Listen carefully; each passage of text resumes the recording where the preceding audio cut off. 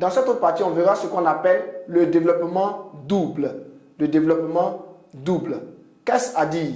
Il faut savoir que quels que soient les nombres relatifs A, B, C et D, on a A plus B facteur de C plus D qui est un produit qui sera égal à AC plus AD plus BC plus BD qui est devenu une somme ou encore ce qu'on appelle une somme algébrique.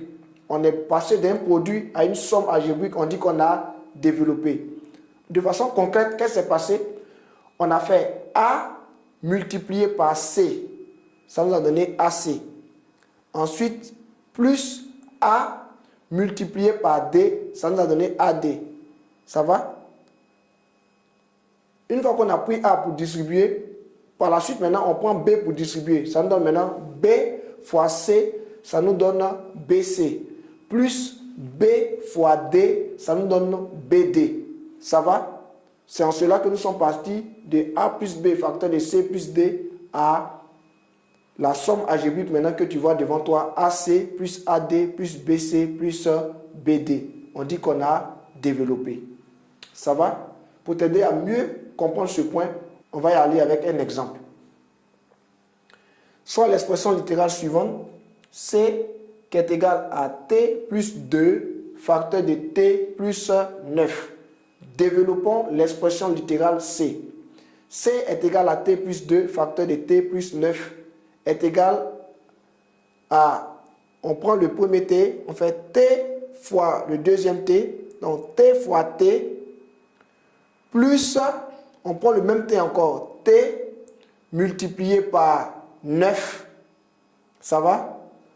Plus, on a fini le T, on prend maintenant le 2, 2 fois T, plus, on prend encore le même 2, 2 fois 9, c'est égal, le T fois T va nous donner T carré, et le T fois 9, ça donne 9T, plus 2 fois T, ça donne 2T, 9 plus 2, ça nous donne 11T.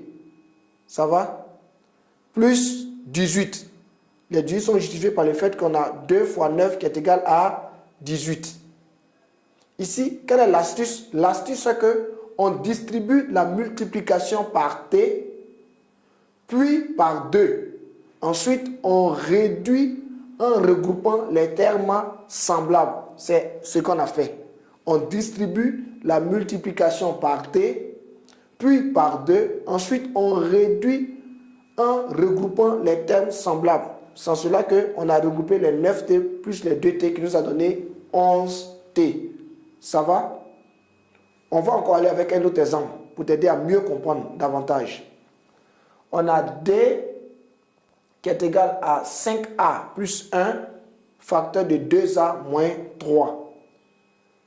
Donc, D qui est égal à 5A plus 1, facteur de 2A moins 3, est égal à quoi? À 5A multiplié par 2A, plus, on prend encore le même 5A, 5A multiplié par moins 3. Remarque bien, on n'a pas multiplié par 3, on a multiplié par moins 3. Le signe est important ici. Par moins 3. Plus, maintenant, on prend 1. 1 multiplié par 2A. Plus, on prend encore 1 multiplié par moins 3. Ça va? Donc, on aura ici 10A carré. Les 10A carrés sont justifiés par le fait qu'on a fait 5A fois 2A. Donc, 5 fois 2, ça fait 10. Et puis, A fois A, ça fait A au carré. Ça va? Moins 13A. Les 13A sont justifiés par le fait qu'on a 5A fois moins 3. Ça va? Qui fait moins 15A. Plus on a 1 multiplié par 2A qui fait 2A. Donc moins 15A plus 2A, ça fait moins 13A.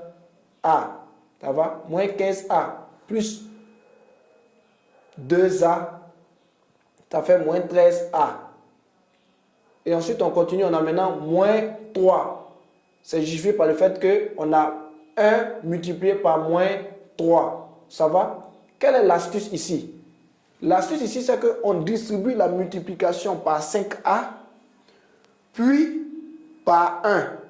C'est-à-dire on s'intéresse à 5a d'abord, on fait la distribution. Par la suite, maintenant, on s'intéresse à 1, et puis on fait la distribution. Ensuite, on réduit en regroupant les termes semblables. Ça va? Tout à l'heure, le cas des 13a, on a simplement fait quoi? On a réduit tout ce qui était a ensemble. Moins 15a plus 2a.